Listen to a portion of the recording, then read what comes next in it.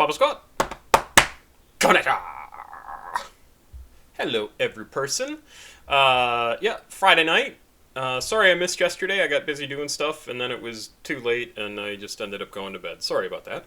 But we are back with it today with another song by SPM. Carlos Coy is a rapper, producer, label owner, I believe, who we've done one song by, and then we did another song by a friend of his, Juan Gotti is the guy's name, about SPM being in prison and that he's missing his friend, and interesting stuff. SPM is also very interesting, both as a person and unfortunately as a legal case, because he's in jail for he's been convicted of child sexual assault. There seem to be a lot of questions around that, and there are petitions outstanding to recall his case and get it looked at again. Anyway, talked about that a bunch. I hope if he's innocent he gets out. And however, he has a lot of fans, and a lot of fans have come to watch some of the videos that I've done, and they have recommended other songs, which I am happy to do. This is a song from 2014 called What If It Were You, and SPM, which stands for South Park Mexican, after the South Park neighborhood or area of Houston, which we've also talked about that stuff. And anyway, let's just jump into this. Like I said, this came out in 2014, so this was produced, written, created while he was in jail, because he's been in jail for almost 20 years now, and he's still continuing to make music, which honestly I think is pretty freaking cool. I'm not sure if I'd have the discipline to do that, but I guess everything to keep just moving forward. So let's give this a listen and see what it's like. I have no idea. I listened to the first little bit. There's some dead air where they have this credits screen up here, and then there was just like a little bit of a guy walking across a stage, and that's all I really saw before I stopped it and just said, we'll just dive into this. So I have no idea what my volume is like, so I'll turn it up a little bit and let's jump in here.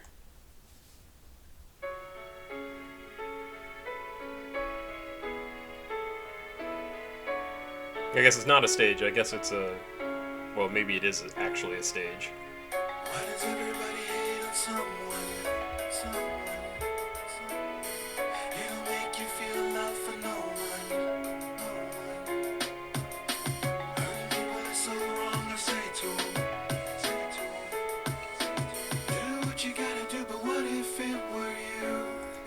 So all this intro music, I really, really like. It's very, it's very comforting. It's very calm and comforting, like I said, and it just sounds kind of nice. Let's see what it turns into. 1986, crack was new. He tried it with his cousin on an afternoon. It changed his life, the feeling was powerful. 120 rocket only took an hour or two. Turned him to a customer, the pain and torment. The drug called his name every waking moment. Left it all behind to chase the smoke. His wife and daughter had no way to cope. His brother tried to intervene, so did his cousin. Friends and colleagues, but so far nothing.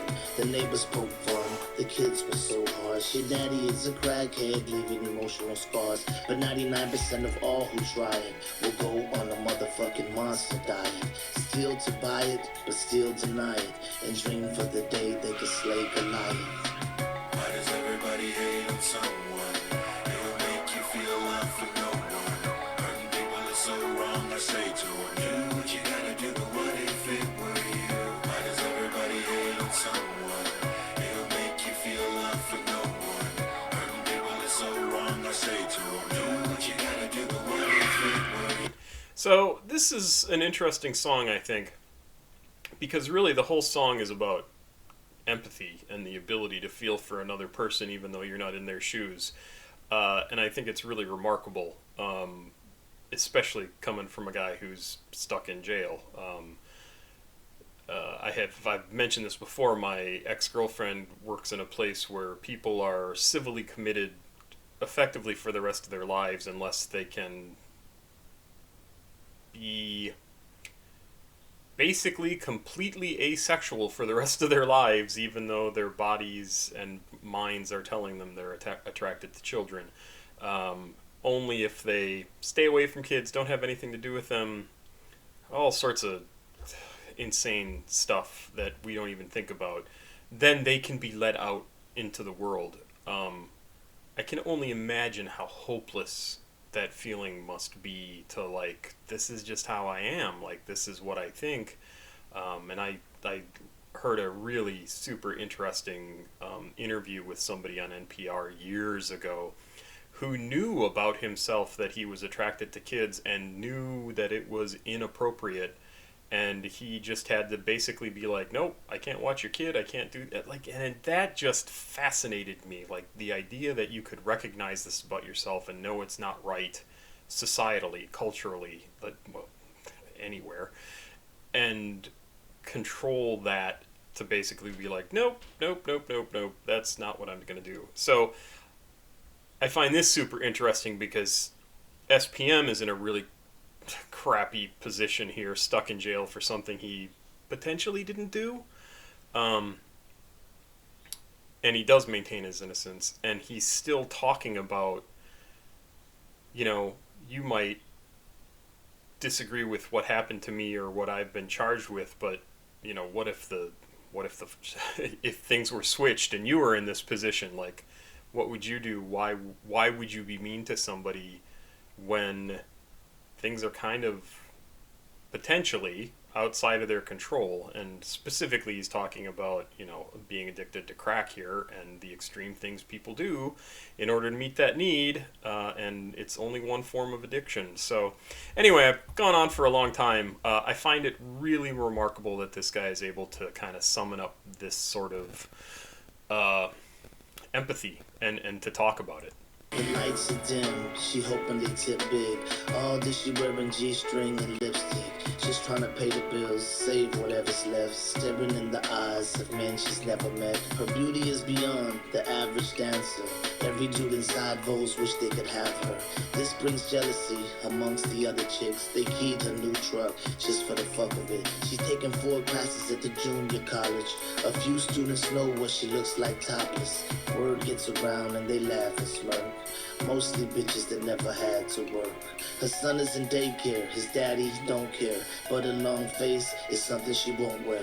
Relatives whisper during family gatherings. Her dad was a fool and she takes after him. Why does everybody hate on someone?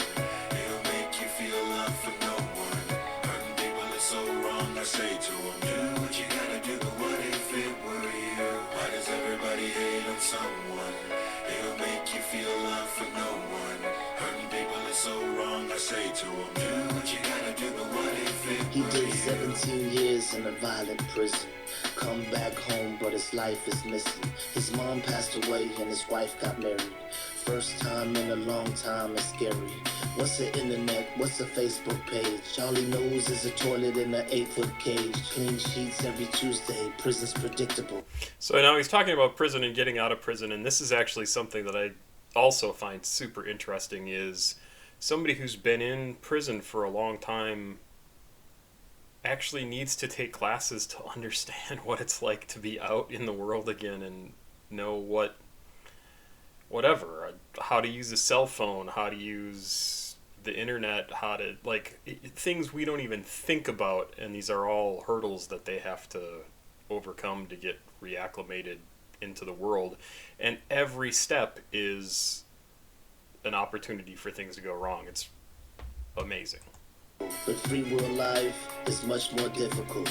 No one will hire him, he's covered in tats. Green teardrops for the ones that have passed. The baby he had is 21 years old. He heard she was stripping at a club called Vogue. Does Cynthia Manning work here?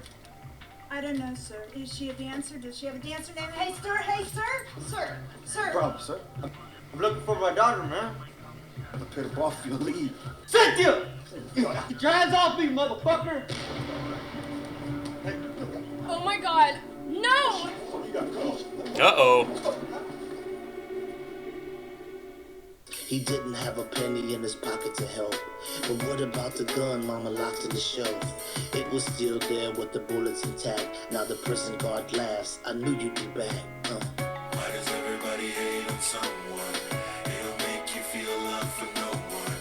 Hurting people is so wrong, I say to them, do what you gotta do, but what if it were you? Why does everybody hate on someone? It'll make you feel love for no one. Hurting people is so wrong, I say to them, do what you gotta do, but what if it were you? Why does everybody hate on It's so easy to hate. Any fucking coward can hate somebody, can judge somebody. But the realest, bravest people on earth are those that have love, those that try to help somebody. It'll make you feel love for no one. Hurting people is so wrong, I say to them, do what you gotta do, but what if it were you?